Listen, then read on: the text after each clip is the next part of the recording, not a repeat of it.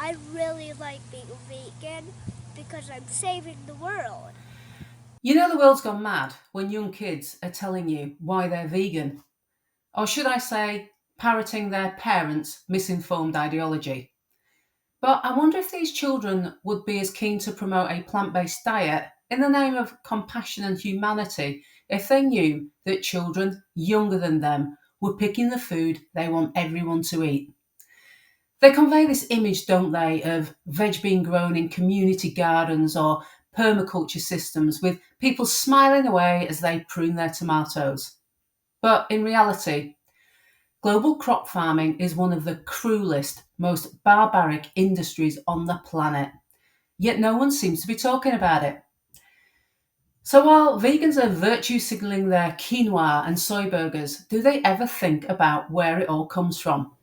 In actual fact, most crops are produced in the developing world where, thanks to cheap labour, we can pay a premium price for our veggies while lining the pockets of the multinational agribusinesses, the distributors, corporate middlemen who pocket the profits while paying workers next to nothing. Globally, over 1.1 billion people are employed in agriculture, and many of them work under brutal conditions, long hours, low pay, with little to no protection. But what's even worse is this: 118 million of these workers are children. Children, some as young as 5 years old. They use dangerous tools, carry heavy loads, and are exposed to toxic chemicals every single day. Human Rights Watch and other organisations have reported horrifying accounts like children forced to hide under banana leaves while crop dusting planes fly overhead spraying pesticides. There's no protection, no regulation, just kids choking and running for cover while vegans virtue signal the smoothies made from their labour.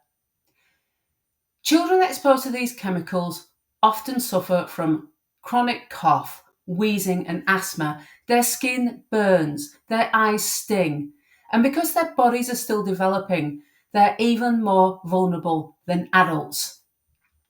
And it doesn't stop there. Studies, and I mean dozens of them, have linked long term pesticide exposure to nerve damage, memory loss, developmental delays, and even brain disorders, and of course, death.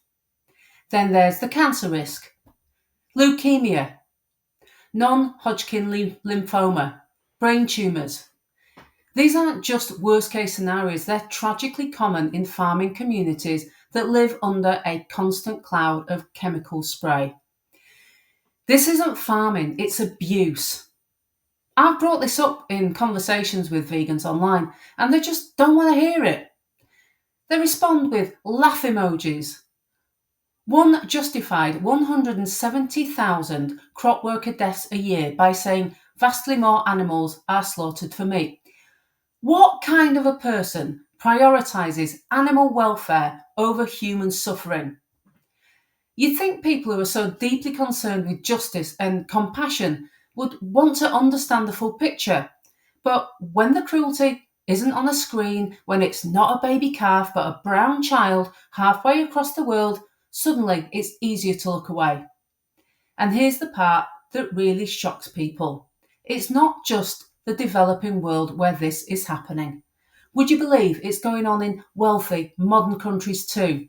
Europe, the United States, Australia, and the UK. See, it's easy to keep the system going because much of the work is done by migrant labourers.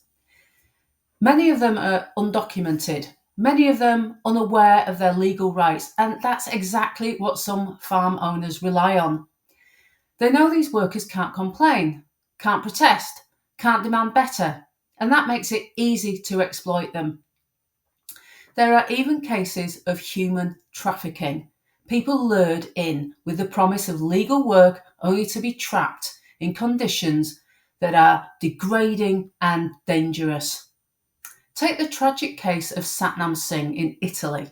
He was a 31-year-old farm worker who had his arm torn off by machinery while harvesting crops.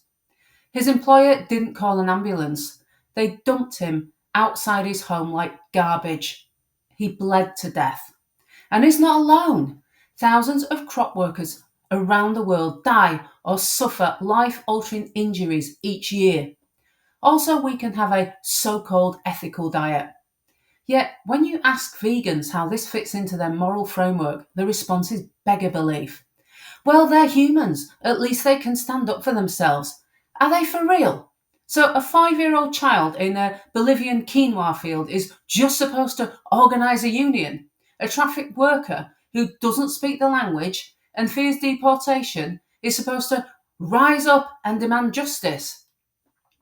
I'd invite anyone who thinks that way to swap places with those workers. Go live in a leaking tin shack with 10 other people. Sleep on the floor after a 16-hour shift. No heating, no air conditioning, no medical care. Tell me again that they're better off. The truth is, many of these people live in conditions worse than livestock grazing in a field. I'm not going to pretend livestock farming is squeaky clean, but in terms of human rights abuses, it doesn't get off the starting block compared to crop farming. And that's plain and simply because it's less labour intensive and relies on a much harder to exploit permanent workforce. Also, more livestock is produced in countries with better worker protections.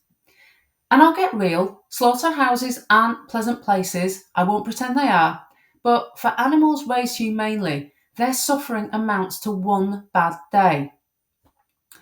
For exploited crop workers, it's every day, day after day, week after week, year after year. And yet we're told eating plants is the more ethical choice. Based on what? Certainly not the lived reality of the people who make that diet possible.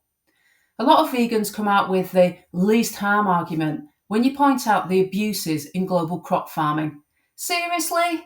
A man getting his arm ripped off in a machine and being left to bleed to death is better than a slaughterhouse? If you're vegan, it's impossible to meet your nutritional needs without relying on the global food supply and the exploitation that goes with it. There is no way on this earth I would buy any food grown outside my home country.